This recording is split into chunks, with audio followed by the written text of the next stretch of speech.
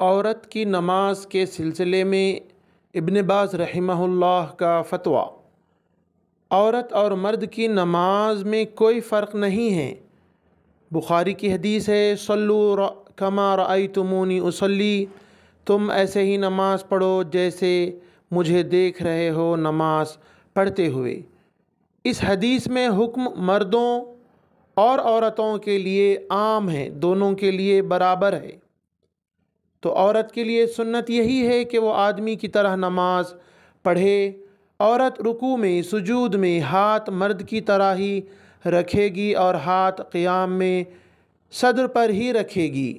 عورت رکوع میں ہاتھ گھٹنوں پر مرد کی طرح ہی رکھے گی۔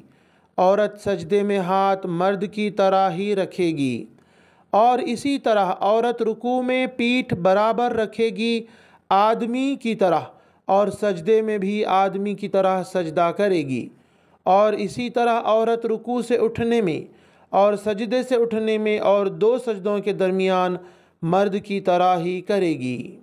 اللہ کے رسول صلی اللہ علیہ وسلم کی حدیث پر عمل کرتے ہوئے کہ صلو، تم نماز پڑھو، کما جیسا کہ رأیتمونی، تم مجھے دیکھتے ہو، اصلی، نماز پڑھتے ہوئے۔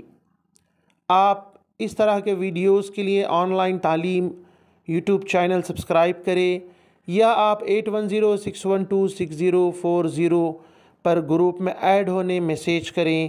تعلیم.ایجوکیشن ویب سائٹ وزٹ کریں۔ بارک اللہ فیکم، دوسروں کو ضرور شیئر کریں۔